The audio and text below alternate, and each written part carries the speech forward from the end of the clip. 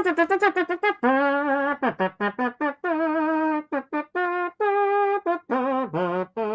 don't know. I'm not going to have a jaunty tune for you every single time that I'm going to do this. But you know what? At the same time, it's good to establish themes. You know, it's good to establish constancy in a certain level. You know, it helps familiarize yourself with your audience. You know, it helps make, oh yeah, that's Aiden, the guy that does a stupid little fucking trumpet bit at the beginning of all of his streams for some reason. Yeah, I know that guy. Took pity enough on him to watch him on one of these your live streams. How's everybody doing out there? How's everybody doing? I'm having a pretty decent day. Link is out there, pinned on the top of the live stream for anybody that wants to watch. But I just want to say thanks very much for everybody that's already liked the stream. You know what? That itself, pretty damn cool if you ask me. The fact that you already got a community where like 4 people are like, I haven't even seen anything on this stream yet, but this guy, I just like the cut of his jib. I'm going to like it anyway. I appreciate that. I don't really have too much of a direction that I wanted to bring this stream, but I figured that I would start it with a little bit of a prompt, so to speak. Came across a video just earlier today, and I thought it was interesting, and I thought it would be a pretty interesting thing to start the stream with, just to get the discussion going, so to speak. So let me grab that for you in just a moment and pretend like I understand how broadcasting on this platform works, even vaguely. Get that set up. Now it's time to vamp while I get everything ready. No, I've got it set up here. Allow share tab audio. You know what, Restream? I'll give you this.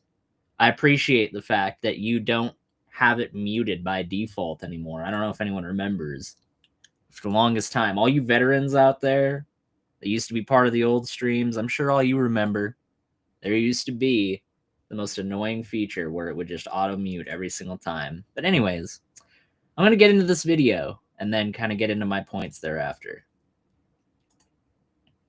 Cicero, we think dehumanization is a problem of the past, but it is actually happening right now in politics and in social media. But to really understand dehumanization, we need a bit more context. See, across history, before large-scale atrocities, people often used language that compared people to pests, objects, or threats. These comparisons were tools to strip away empathy. But what exactly does it mean to dehumanize someone? Is it a belief, a behavior, or a motive? Well, let's break it down. One idea is that dehumanization actually starts in the mind. It is when someone sees another group as less than human, as if they have a different inner nature within them. For example, certain groups in history truly believe that their targets were fundamentally different on the inside, even if they looked like ordinary humans on the outside. But why does this matter? Well, because when someone sincerely thinks the other person is not fully human, they justify actions that they would never accept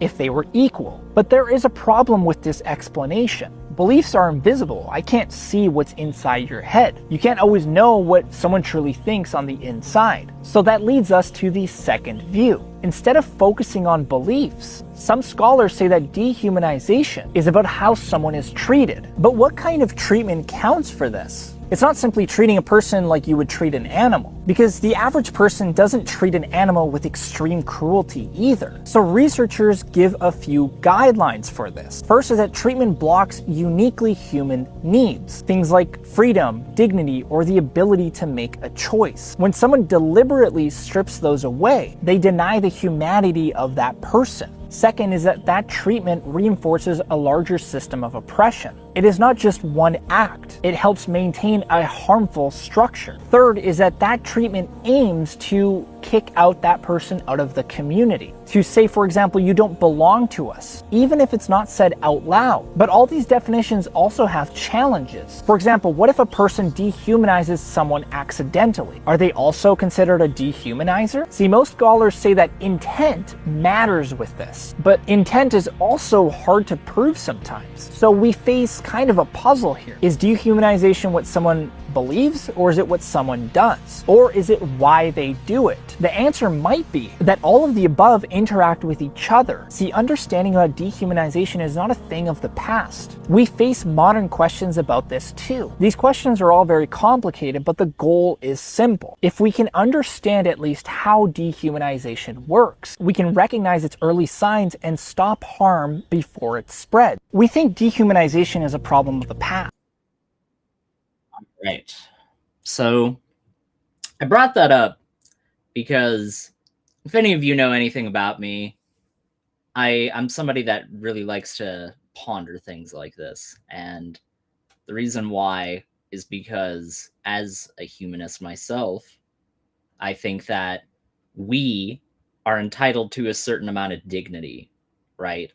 Through the very nature of being alive as a human being, through the ability to comprehend everything that's going on around you and understand it and articulate it on any level whatsoever, I think that that imbibes within you a certain right to certain things. And I think that that is supported self-evidently through the fact that every single person that I've interacted with in my personal life, I don't know, maybe perhaps all of you out there have different experiences, but every single person I've ever interacted with felt like they were entitled to something. They felt like they were entitled, at the very least, to continue being alive. Otherwise, why would they be? They felt like they were entitled to continue existing in this world. And I think that it's that driving force. It's that need, that yearning to experience life that entitles these people to these things. It's not just a matter of empathy. It's not just a matter of, well, I feel a certain way, and therefore I ought express that certain way of thinking upon these other people. It's also a matter of, well, what is self-evident around me? Because I think that those things, that which is self-evident, isn't the totality of truth. It can't be. But I think it's a good grounding. It's a good framework that you can begin building that truth off of. And mind you, that truth isn't objective, at least in my worldview, either. I don't think that truth in its totality can be objective. I think that any single one of you out there that's living their lives, I'm sure that you have plenty of objective morals that you abide by. I abide by a few myself. I think that grape, for example, that's pretty bad, right? I think that there's no logical argument for how you could justify grape under any circumstance. But just because I think that that one particular thing is objective in its morality does not mean that I abide by objective morality. As a matter of fact, I don't think that anybody can practically abide by objective morality. I think the idea that you can live a life that is 100% in keeping with something like that, or even attempt to, is kind of silly in nature, right? I know the easy example is the classic, oh, is lying wrong? Well, if lying is wrong, then why would you possibly have the motive to tell lies when it comes to lying about those Jewish people in your attic in the 1940s? You know, why did those people lie if that was objectively wrong? Were they wrong for doing that? That's the easy one. But there's so many different examples of why objective morality is stupid. You know, the idea that murder is objectively wrong. You know, the idea that taking another human being's life is objectively wrong.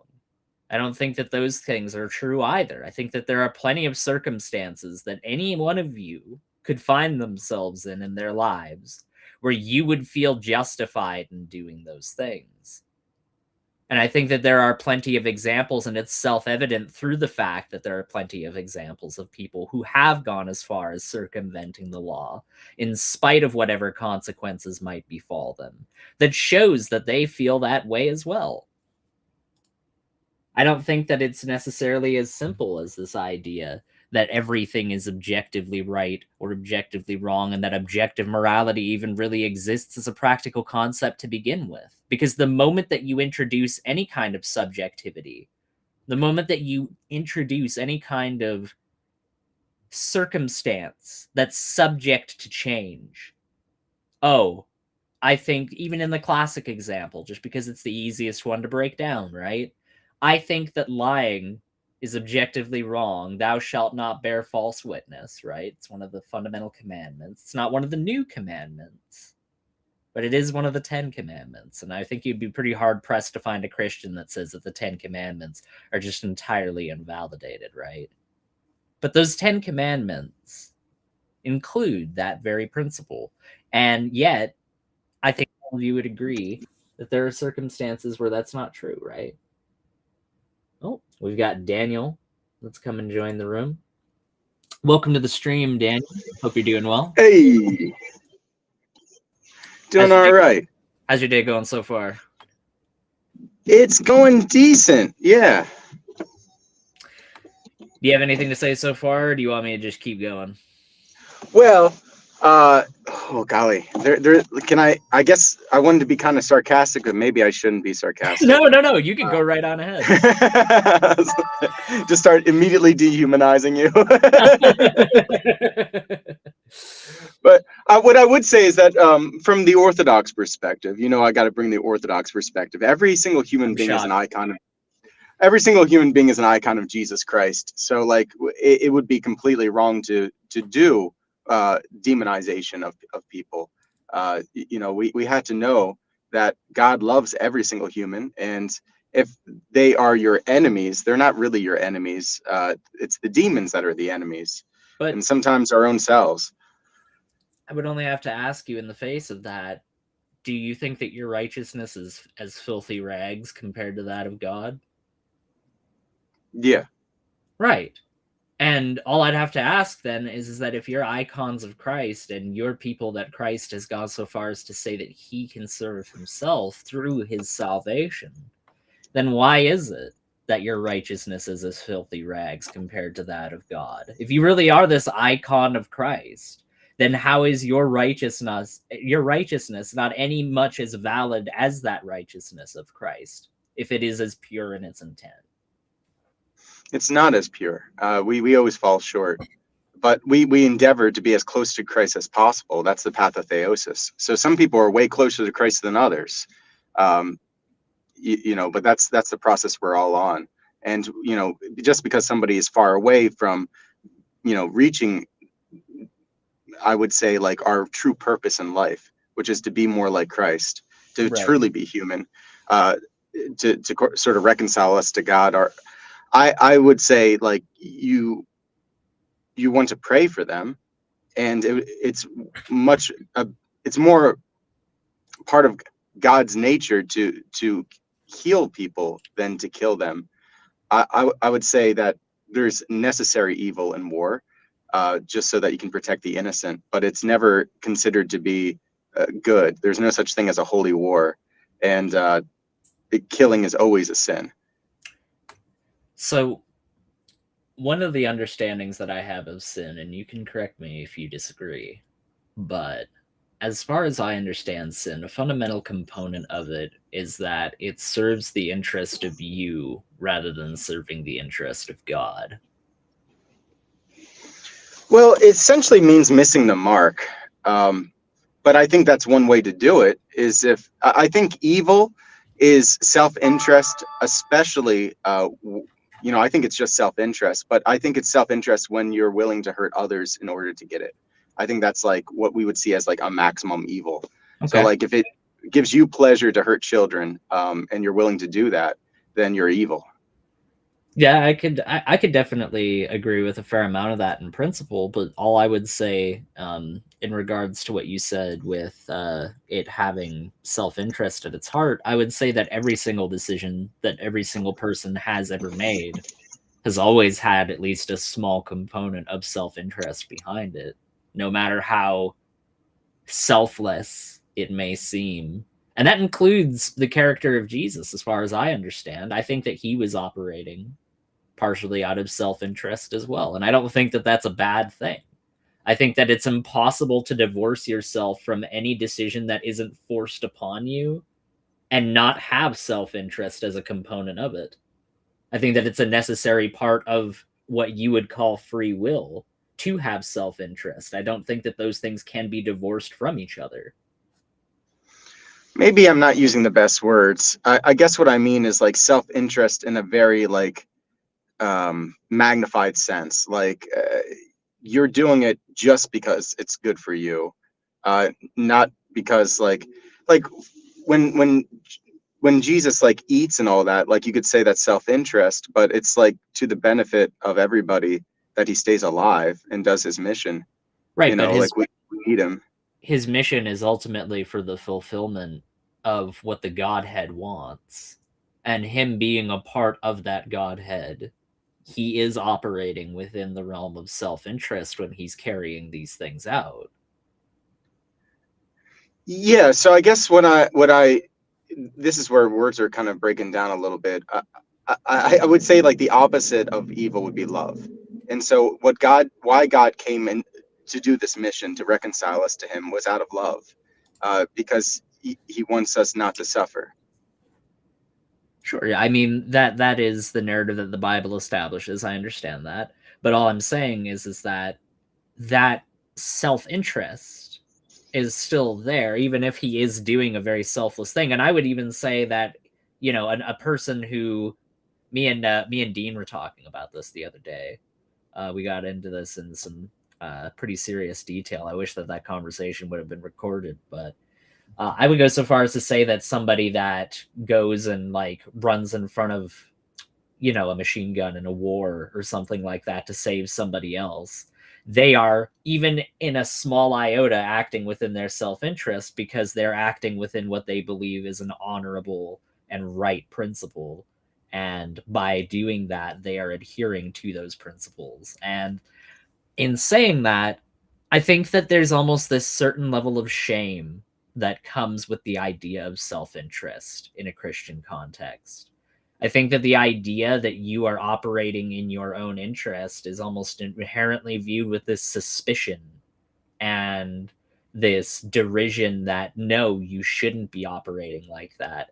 And I just think that kind of divorces yourself from the idea of the reality that we live in. And I say that because, like I said earlier, I think that self-interest is a necessary component of actually having free will and being able to determine things. And the reason why I say that is because the only time in your life, I believe, that you can't be operating within self-interest is when you have that freedom taken away from you. If you're taken into bondage, for example, and you're made into a slave, you're obviously no longer operating in self-interest at that point, right? Because you've had that freedom taken away from you. But I don't think that in a sense, though, if that freedom was taken away by coercion, then it would be self-interest so that you don't get beat, right? I suppose to an extent, to avoid punishment. But the individual, you actually make a good point there. You know what? I actually didn't necessarily think of it that way. I would like to revise what I meant when I say self-interest. What I should have said is selfishness. Like, I think when we say self-interest, it's too broad, and I'm seeing what you're saying with like any kind of desire that you have, even if it is for the benefit of others. If it's from yourself, isn't that sort of like a self-interest? And just to get away from that whole thing, I would just say, like, I revise what I say, and I just mean selfishness. I think that's evil. Okay, and I think that's interesting. So what do you think differentiates the idea of self-interest and selfishness? What do you think would separate those two things? Because to me, those two things almost seem like almost synonymous on a certain level, because to be selfish means that you are operating in your self-interest, does it not? Maybe. Then again, with some wisdom, you might realize that it's not in your self-interest to be so selfish. You know, like that's kind of circular, part of the social contract. Sort of the social contract theory, right? Like why we have society is like we kind of decided together. If we were all super selfish, none of us would be able to get anything done. So like we sort of made these rules that we all had to live by.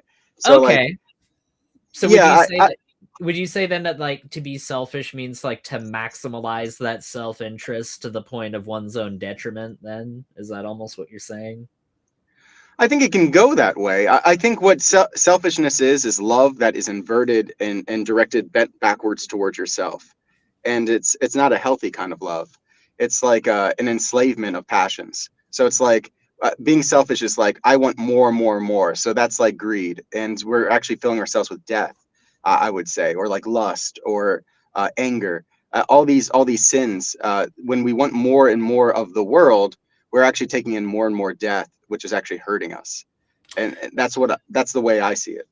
BS Lewis says in the side chat, by the way, guys, sorry that I haven't been paying too much attention to the side chat. I've just been pretty engaged with things, so to speak, from the outset of this stream. And Daniel's definitely partially responsible. Thank you, by the way, Daniel. But BS says, isn't salvation and eternal life in the good place the most selfish thing one could do? Would you have a response for that, Daniel? Yeah, I wouldn't say it's the most selfish thing that you could do. I think hell is us rejecting God's love, and God leaves us with ourselves. And whatever passions and stuff that you have inside of yourself, it'll play out in a pretty demented way, a very broken way. Because without the grace of God, there is no logic. Christ is the logos, so like a lot of things kind of break down in a graceless place like hell. But as for heaven, that's us being united with God. I think that's by nature love, and I wouldn't see that as being like the ultimate self-interest or ultimate selfishness, because other people are there too. You only would actually be there if you forgive everybody. You have to have a pure heart, All right. Let me just go back a little bit in the side chat. Oh, Mark was here. He said, is that true? I don't know, Mark. You know what? That's up for you to decide. But isn't that in of itself kind of a commentary on the fact that it's not all objective? Like, I don't know, man. To me, the idea that objective morality would exist is just such a... And, this is a bit of a... Not to say that this makes it any more true or false. I'm not trying to say that that's the case. But it's definitely a more terrifying reality to live in, where morality is all just set out and arbitrated for you by something external to yourself, and you don't really have any say in that whatsoever. Now, I'm not going to go the route of certain people that I've met and say that, oh, because this is more comforting or less comforting, therefore makes it more or less true, because that's just not conducive to reality. But, I mean, would you disagree with that? I disagree with moral relativism, and I kind of see how it doesn't play into what you're trying to do here, because like you're saying that dehumanization is wrong, but like that's a stance on morality. There's some people who don't believe that's actually wrong, and so if you have a moral relativistic framework, there's going to be people in this world that absolutely demonize others. It's part of their moral framework. Dean being very clever in the side chat saying, sin is Aiden missing the mark, because I missed Mark's comment earlier and referencing what you said earlier in sin missing the mark. That was very good. Evil is grounded in self-interest ultimately. See, that was my understanding of it as well, was that like the idea of evil is rooted in this self-interest. And I guess maybe you would, Dean, perhaps agree or disagree with what we said about selfishness and how that might necessarily not be the same thing as self-interest. But I would say that selfishness is rooted in self-interest, maybe just an extremified version of it. And I don't think that to be taken in one direction or another, like to be extreme in one way or another, isn't always necessarily a bad thing or viewed as a bad thing, even in the Orthodox faith. Like, look at the Desert Fathers, right? They were quite extreme in their asceticism. You look at people like Saint Simon of the Pillar. They're these people that would literally put them... Stylite. Yeah. He would isolate himself on top of this pillar for decades at a time. And there's Saint Daniel too. Saint Daniel also did that. yeah, and you would certainly view that as an extreme, right? You would view that as an extreme in It's a devotion. particular charism. It's this particular gift that was given to them. Yeah, Right. it's not So for I don't- everybody. So I think that's interesting, right? It's an interesting commentary on the idea that to be extreme in of itself is not necessarily something that's bad or viewed as bad in the Orthodox faith. I think it's more just a matter of what you are being extreme about. Would you disagree with that? No, I wouldn't disagree with that, because you can be extreme with your love for Christ, be super zealous, and as long as you're being extreme doesn't mean like in the negative connotation of it, like where, you're now hurting people, like you're an extremist, like Orthodox extremist took out another village. Sometimes I think Aiden is like an AI robot. Thank you, Terry. I appreciate that. Why don't you tell all your buddies in the Orange Julius about that while you're there, and let me know how things are at the local. You said that you went to the Yeah, mall. I'll show this to Terry here. I got a Starbucks right here. There you go. I got one. There you go. Cold brew. I think that's the next thing that Trump should do in order to get a bunch of support. He should be like, and I'm now announcing that every white woman across America will be given Starbucks gift cards. That's right. They're going to be getting the Starbucks stipend. That's right. You're going to be getting $20 gift cards. That's right. That's right. Dude, he would immediately, every single Karen in the entire world would immediately be going on social media and going, I had different thoughts about this Trump guy, but now I've been thinking about it, and I've changed my mind about this guy. It'd be everywhere. Yay, he got Starbies. That's what I'm saying, man. Starbies. That's just, I don't know. Maybe I didn't even mean to. I cringe. I don't know if anyone's going to believe me, but I didn't mean to go to Starbucks and get this coffee. I didn't actually want to. It wasn't in my will. I went up because I thought it was the Dave's Hot Chicken drive-through, and they don't have a drive-through. They're connected to a Starbucks, and I was already there. And this woman says, oh, can I help you? And I'm like, man, I'm already here. I feel like a jerk if I just drive off. I'm like, yeah, I'll get a black coffee. She's like, you just want a black coffee? Nothing in it? I'm like, yeah, just a black coffee. And I bought this overpriced coffee. I could have just easily made myself. So what you're saying is that this is in fact a candidate for the only time that you've ever acted in your life completely out of your own self-interest. I don't know, Daniel. I don't know, because you had the self-interest of being like, I don't want to embarrass myself in front of this woman who I'm never going to see again in my entire life. So I didn't even see her. I just heard her on the little intercom thing, man. I just heard her voice, and I didn't want to disappoint her. That doesn't make your case better. I didn't even see the expression on her face. She could have been on her phone, just checking her TikTok for all I know. I didn't even want this coffee, man. I didn't even want it. Now I got Scooby acting up in the background. You just give me 1 second. I'm going to go check in on him. I'll be right back. All right. You vamp, Daniel. I trust you. You're not going to do nothing. I'm going to talk to him about orthodoxy and why they should come and see the Orthodox Church. Yep, ancient propaganda. My Orthodox propaganda. Come see the ancient church. See what Christianity looked like 1,500 years ago. A little time capsule. But we're a living faith. He's spreading the propaganda. That's right. You leave these damn Christians alone for 2 seconds and they start freaking proselytizing to everybody that they can see. They're like, oh, hey, you ever hear of this Jesus guy? I know that there's literally a church on every street corner, and I know that these chick tracts are literally circulated everywhere, but have you ever heard about this guy, Jesus Christ? Yeah, but you've heard about Protestant Jesus. You've heard about Catholic Jesus, but have you heard about Orthodox Jesus? Dang. You know what? There you go. Larry Bird. Oh, who the heck is Larry Bird? I've heard that name. Who is that guy? Larry Bird. BS, tell me who Larry Bird is. I don't know. I'm too ignorant. I voted I voted for the Great White Hope. You voted for the Great Orange Hope, I think is what you voted for, but hey. Do you know what Great White Hope is from?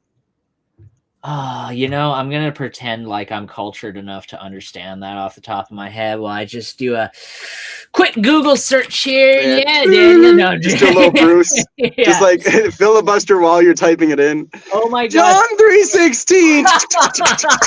Did you see him the other day? He was okay. I got to admit, I had to go and look at this as soon as I heard about it. Bruce was on a certain show, and Burning Bush's channel?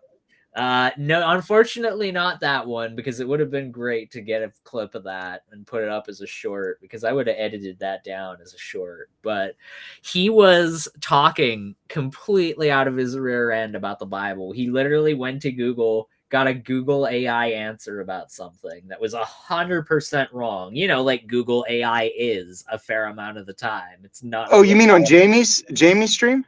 Oh, it might have been Jamie's. I'm not sure. I remember that, man, because he was just like, yeah, let me pull up Bible verses, because Jamie's like whole stream was like, there's nothing in the Bible that promotes OSAS. There's literally no verses. And he just like pulled out these random verses. He's like, John 14.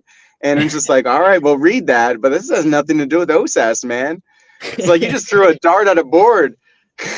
Yeah, no, this was different. It wasn't Okay. OSAS. It was about when the baptism of Jesus took place. He got a Google AI answer Get that wrong? that said, yes, he got that wrong. He literally looked into Google AI. He was like, google.com/when was the baptism of Jesus? And then he ended up pulling it up on Google AI answers, and it was like, the baptism of Jesus took place in John chapter, I think he said John chapter 1. And it was like, it's either Yikes. John 1 or John 3. And it was like, he literally like just started quoting a bunch of verses from that had nothing to do with it whatsoever. And it was Daryl that was over there just grilling him on that, because Bruce, how he's so anti-Catholic and the Catholics are so horrible about everything. But Daryl was literally just sitting there going, dude, you're just pulling this out of nowhere whatsoever. And he just kept tripling down on it every single time. He couldn't admit that he got it wrong. And it's just like, I don't know, man. Is that really in the keeping of this like spirit of humility that you like always talk about? I don't know, man. I get the feeling that he's really desperate to be taken seriously.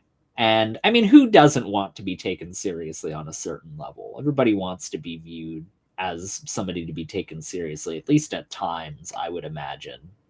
But yeah, maybe at times at least. Right. Like you don't always want to be viewed as the straight edge guy, but at times when you want to speak authoritatively about something, chances are you would rather people listen to you and take you seriously than laugh at you, right?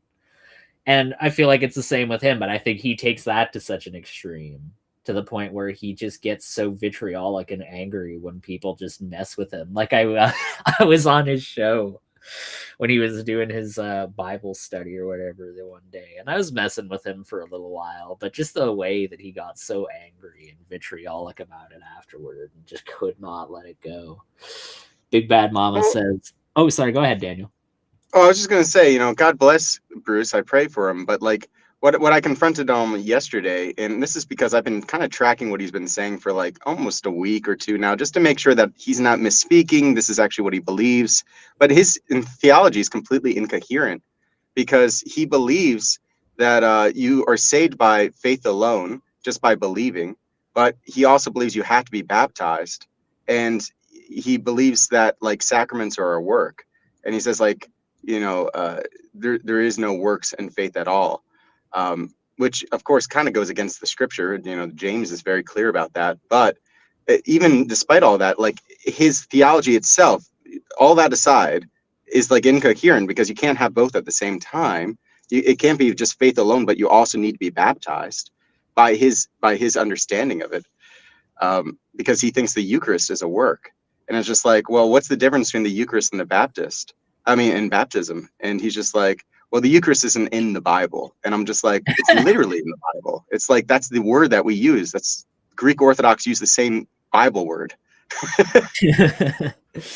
Yeah, he's to say he's incoherent is a bit of an understatement, but Big Bad Mama says, Abrahamic religions are largely the attempted and failed, quote unquote, objectification of subjective God concepts by every believer. And I would agree with that, simply in saying that, and this is something I've talked about a little bit with Maud, but I don't know if I've really gotten too much of your take on this before, Daniel. I think that is kind of shown through the fact that the Jesus that is in your mind, whether you, I mean, in your worldview, the Jesus that you pray to is there. He exists.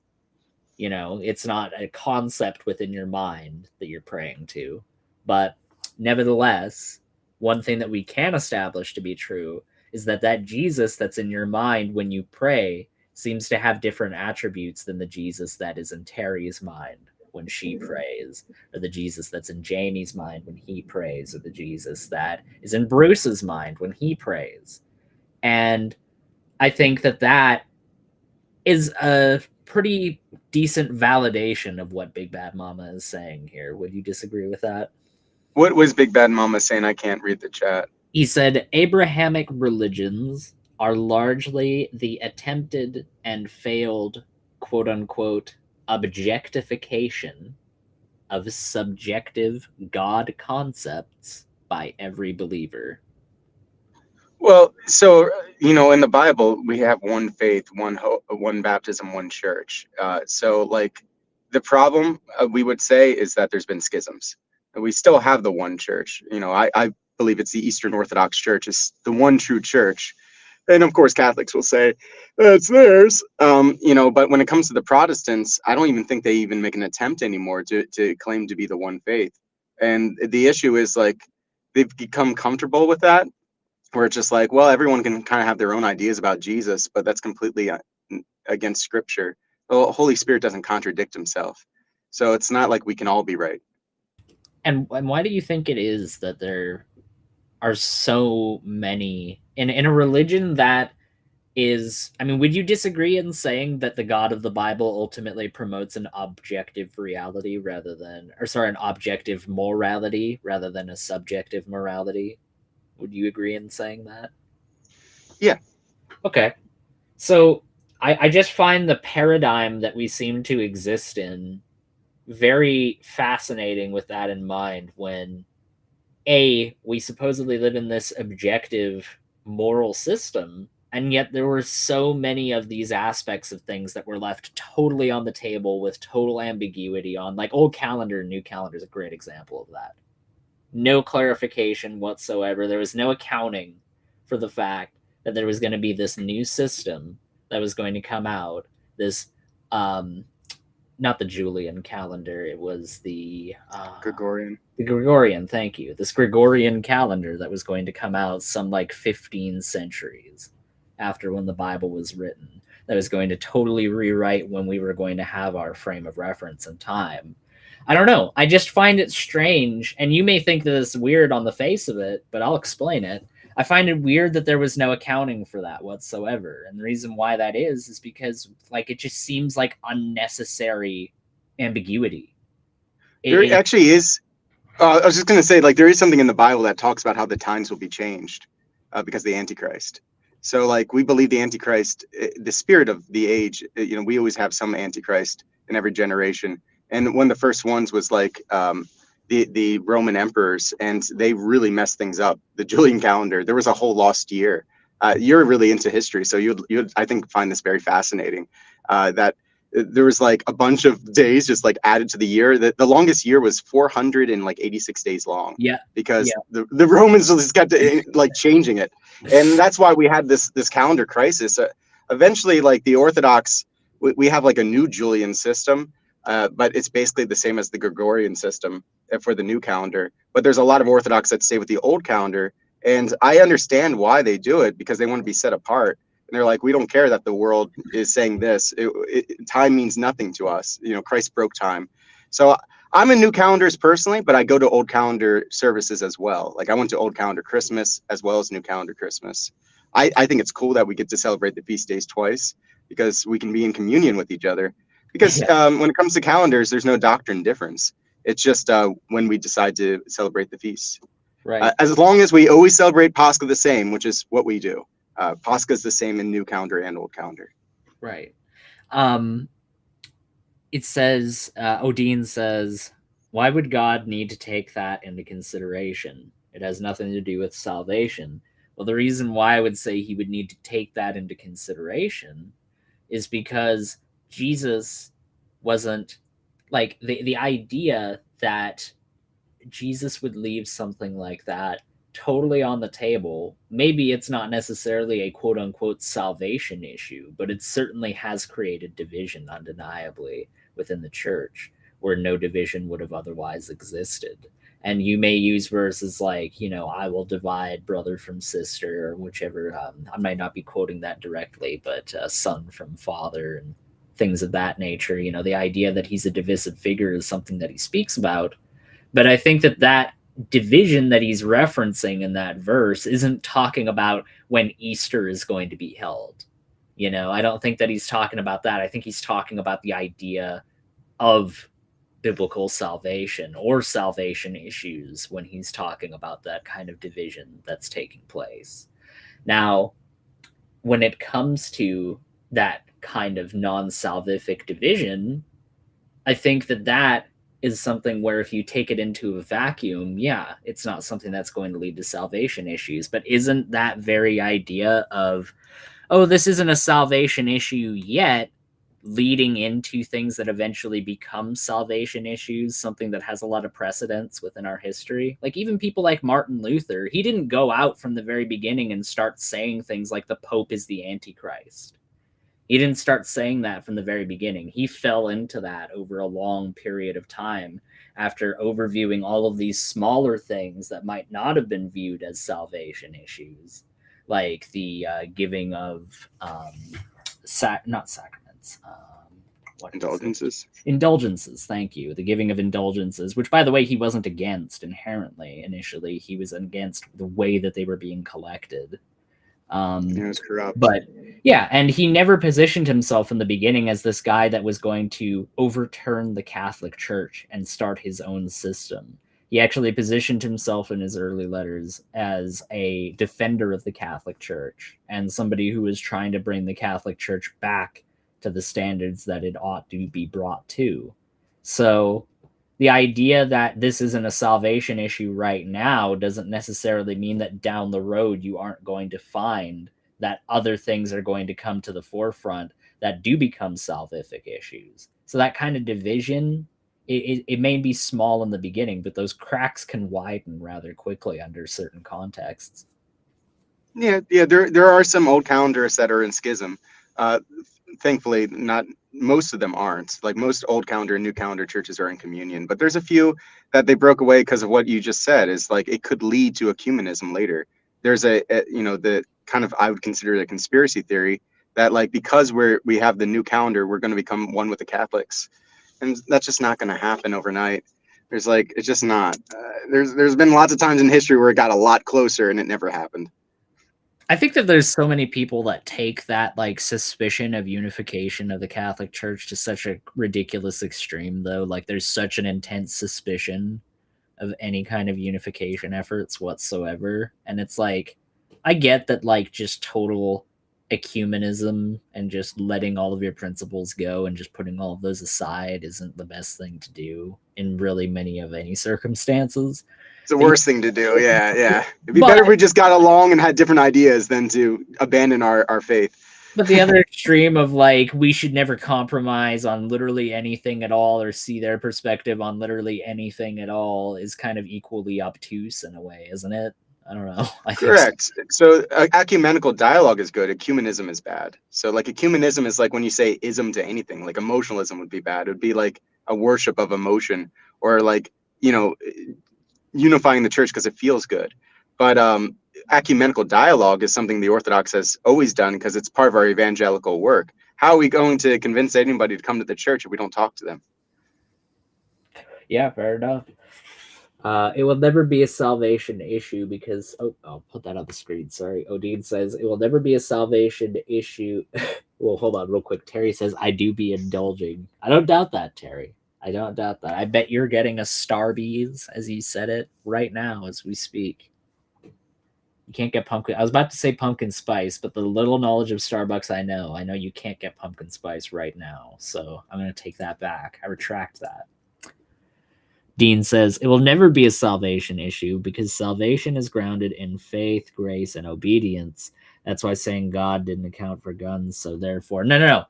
Dean, that's not the point that I'm making. The point that I'm making is that while that in of itself is not a salvation issue, I agree with you in saying that. I think that there's a precedent in our history that shows that non-salvation issues can cause people under certain circumstances to indulge in other things that do become salvation issues. I think that that is something that there is precedence for. I'm not saying that that in of itself is a salvation issue, though. Spooky says, I'd like to remind everyone that I'm still here. Well, you know what, Spooky? I haven't forgotten about you. And if anyone in this chat has forgotten about you, they're going to get thrown out summarily. So you better not say in the side chat. I usually try to be somebody that promotes freedom. But if you say you forgot Spooky in the side chat, you may as well just ban yourself ahead of time. I remember, Spooky. I still pray for you, Spooky, even though you don't come to my stream anymore. I remember that you're a man and not a woman, unlike most people. The thing that I was originally going to get to, though, was that I think that one of my fundamental issues with the biblical understanding of things is that, in my opinion, there are some pretty dehumanizing ideas that are found within the Bible.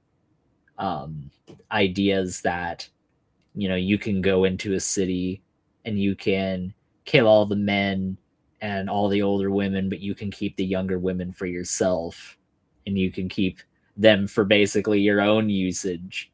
They're the ideas that slavery is acceptable, and that you even have guidelines for how you ought to buy slaves and purchase them, and how if you beat a slave and the eye falls out of the socket, yeah, you're going to have to pay a fine, but it's not like it was like a mortal sin or anything that was really all that significantly bad. It's almost viewed in the same way that somebody that would get a speeding ticket would be viewed as like, oh, you shouldn't be doing that, buddy. That's discouraged. That's downright rude what you just did to that guy right there. You know, there's so many other examples that can be found within the Bible. Dehumanization of women by saying that they don't have the authority to teach, saying that they need to be silent, and saying that men are the only ones that are given the authority to teach. Dehumanization in saying that is that dehumanizing, though? Is that really dehumanizing to say like somebody can't teach? Yeah, it is, because it denies. It's dehumanizing me if like my priest says, Dan, you're not allowed to teach. If you're denied on the inherent basis that you are something that you couldn't control, yeah, that is dehumanizing. If you were denied that you weren't able to preach because of your priest or teach because of your priest, that example isn't equivalent, because that would be because they evaluated you based on things like merit, how effective you are at teaching.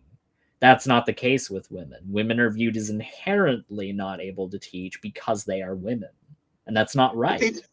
They do teach, at least in the Orthodox Church, they teach. They just don't teach like a priest teaches. Like they don't teach the church congregation. They teach children. You know, they're given gender appropriate roles. But that's not right, according to the Bible. It says that I do not permit a woman to teach, but be silent. That's what Timothy says. Paul says in his letter to Timothy. Yeah, he's talking about like teaching in a church, like preaching in a church. Like women aren't allowed to be priests or like have that kind of, like even deaconesses, like they were not ever an ordained position. They were just there for baptisms of women, because back then if you were baptized you'd get fully naked, so they would have deaconesses to do that, but they never like held the censer. They never like were ordinated or laid hands on. Right. And in my worldview, that denies somebody the fullness of their potential. I believe in my worldview that there were plenty of women throughout human history that would have been perfectly capable to fulfill that role, that were denied that role unrighteously, in the same way that a black person being denied entrance into a certain building because of them being black is wrong under that principle as well, because they're just as arbitrary in my mind. My alarm going off. I had to get out of here soon. Yeah, I mean, I can see how it would look that way from the modern mindset, but I do really believe that different genders there's differences between us, and women are tailored to things that men can't do. You know, women can do stuff that men can't do, like give birth. They're really good at taking care of kids and being homemakers and having a passive role. You know, like that sort of silent embrace. You know, that motherly love. Right. And they're also capable of being leaders. And they're also capable of being organizers. And they're also capable of some pretty significant insight. In the secular world. In the secular world, they are. I mean, you'd say that, but I'm sure that there were plenty of women that had plenty of pretty insightful opinion about religion throughout our time that weren't able to express it because they were denied that ability. And maybe in your worldview, maybe in your religion, that's just the right way and the right order of things. But as far as I'm concerned as a humanist, I think that that denies somebody the fullness of their potential. And I think that that is wrong. Well, we have lots of women saints, and they certainly have quotes that we repeat. You know, we have like the newest canonized saint was Saint Olga, and she's a woman. She was a midwife, and we keep her story, and we have icons of her, and we venerate her. You know, we have lots of heroes that are women. I would argue that at least Orthodox Christianity, we honor women probably more than any other religion. Dean says, I'd argue that God gave women even more rights than the other nations at the time. Now, I would say that first and foremost, isn't that kind of to be expected under the context of your religion? Like, isn't he supposed to be ahead of the curve, so to speak, and ahead of things? Oh, do you have to get going, Daniel? I'll let you go if you got to get going. I can talk for about another 3 minutes as I drive over to where I'm going. Yeah, fair enough. But he says, I'd argue that God gave women even more rights than the other nations at the time. Right. So yeah, first and foremost, that's kind of to be expected if he's the omnipotent creator of the universe. He's kind of expected to be ahead of his time and expected to be doing those things. And that's just the point that I was about to get into as well, was this argument. Maybe not that you're making right now, Dean, but I've certainly heard from plenty of other people about how, well, you need to put it in the context of its time. You need to put the things that the Bible says in the context of their time and its day and age. And it's like, okay, well, if that's the case, why do we have to be subjective about the time period and have to give all of this nuance to these ideas that are inherently expressing non-nuance and saying that they're applied at all times and are objective and are supposed to be withstanding forevermore until the fall of man and all of these things? I don't think that it's very fair to put them in the context of their time with that in mind. Oh, Claude has joined the stream. Jesus did say that the old law is like a tutor, and I think God condescends to where we're at. That's a part of his mercy. So I don't think he was ready to. I don't think humans were actually ready for the true revelation of God's love quite yet. And so for the things that were happening in the world, he was at least going to say, like, you know, if everyone's taking slaves, at least you be the people that treat them right. Yeah, I just kind of say that, like, if slavery is wrong, like, do you view slavery as wrong, Daniel? Do you think that it's wrong to enslave another human being under any context? Yeah. Right. I think that kind of shows that you don't necessarily align with what the Bible has to say on those things. And the fact that you don't align with that shows that those modern, quote unquote, secular values are kind of things that transcend this I'm a Christian, I'm an atheist kind of divide. Well, Christ shows us the way, and he helps us understand the Old Testament. And, again, I would say it's just the love of Christ that he kind of meets us where we are, and where we were at that time was a pretty dark place. That's my take. BS says that's false. Non-Christian women in Jesus's time could be priestesses. And that is true. There were things like the Vestal Virgins and other things in place. There's no priestesses ever in ancient Christianity. No.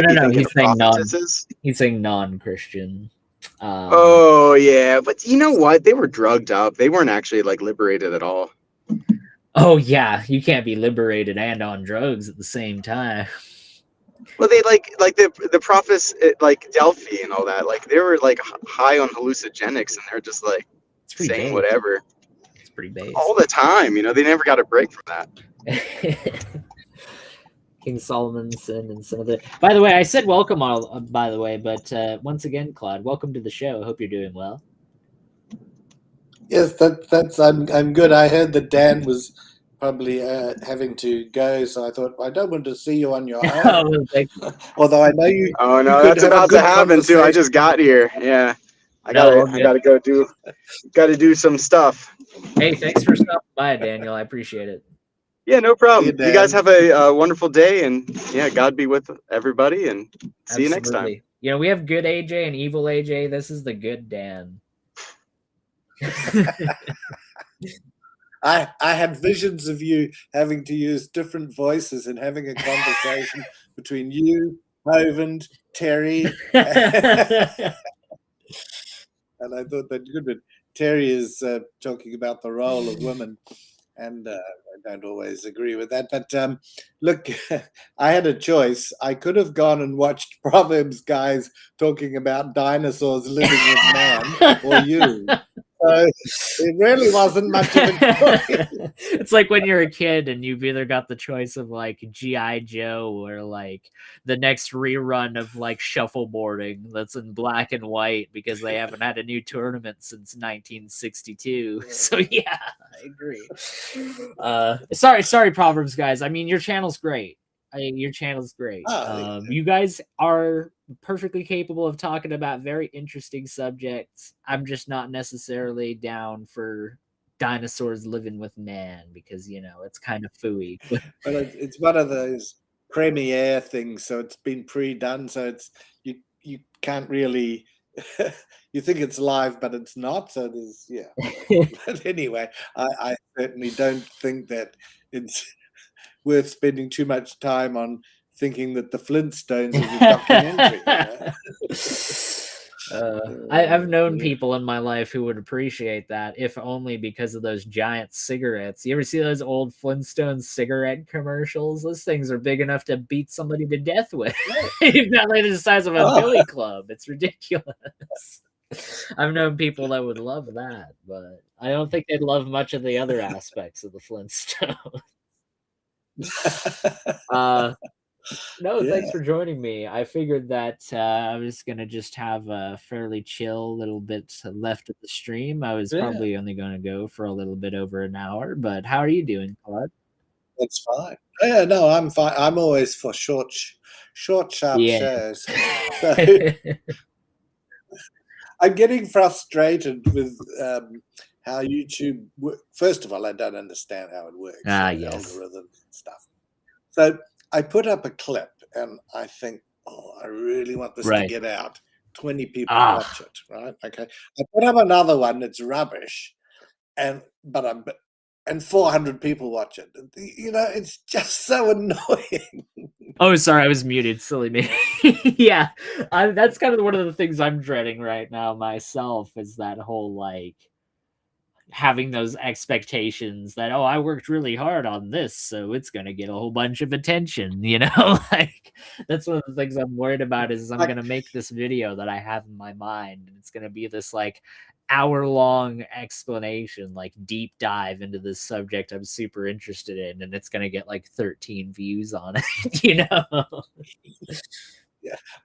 The most recent one for me is I did one sort of mocking his Kent singing, and he had a group on, and of course it was all out of time and everything, and he has to join in, and that's okay, but you know, it gets a few hundred views. But the one on him talking about juries, and I cannot get that. There must be some words in it, and where I'm trying to compare his attitude, like he's completely this guy that went and killed a man who was molesting his daughter, that gets very few views, and it's a serious issue because Kent, of course, on the one hand excuses Chris Jones, but he's telling the jury to ignore this guy who broke one of his own God's commandments. It's all that hypocrisy and irony that I like people to see, and they're not seeing. 7 watching, 12 likes. You're doing okay. Sure, Spooky. Absolutely. Yeah. I really appreciate how supportive everybody has been out here. So I cannot say that I have the same problem right now, Claude, but that does not mean that I don't empathize with the bells. I understand that you are hard at work. It is very hard to round a very flat world with balls of steel such as this. So. But I tell you, yesterday when I was, surfing, Mr. Anderson, do you Of remember course. Mr. How could I Anderson? forget? He's just done another, after a year's gap. Oh, he's done really? another Does show. he? That's the lawyer, Mr. Anderson. Oh, The I good thought you one, meant not Steven Anderson. the minister. No, it's not Stephen. No, there's another guy called Mr. Anderson, and he's a lawyer. And he says in his chat, I'm Mr. Anderson, and I like being mean to people on the internet.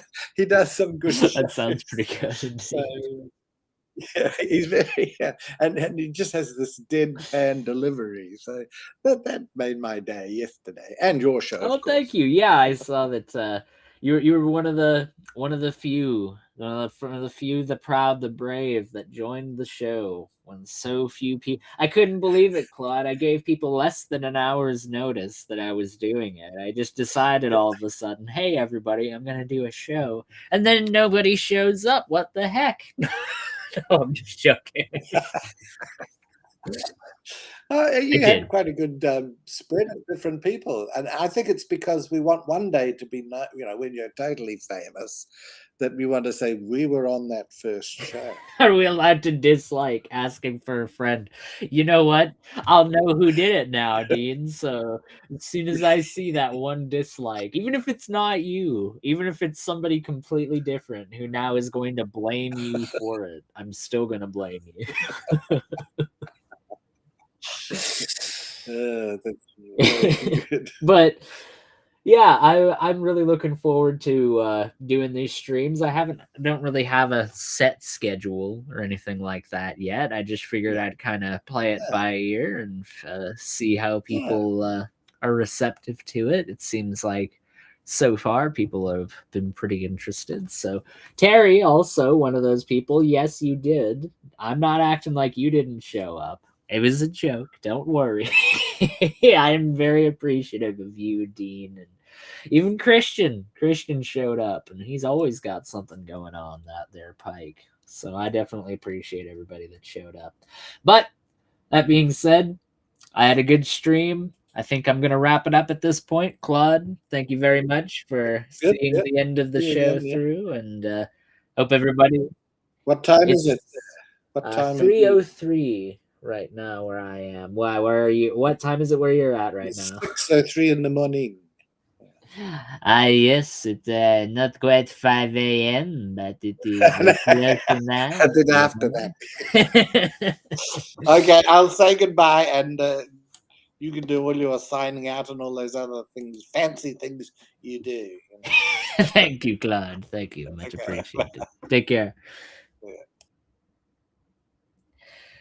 Well, that being said, if there's any people that are just, I'm sitting there in the side chat right now, I don't have anything that I want to say, but I want to keep aiding on. I want to keep the show going. That's how it happened last time. If you recall, I was going to shut the show down right about this point yesterday. And then somebody came swooping in and they saved the show. I'm going to give you 1 minute from this point. 60 seconds. We're at 1 hour, 3 minutes, and 45 seconds. 1 hour, 4 minutes, and 45 seconds. I'm shutting her down. So you 6 people out there, if any of you want to come in, now is your opportunity. Now's your chance. You remember it's your one opportunity. You just gonna let it slip. Remember that Eminem song from like 2003 that I had to hear everybody play in middle school because they didn't have a personality? Yeah, that song. You gotta have that going in the back of your mind when you come into this room. You can't miss it. Mom's Spaghetti and things of that nature. Yeah. No. I think we're probably going to be shutting down by the looks of things here. So that being said, thanks very much for everybody that ended up tuning in. I hope you all have a good day and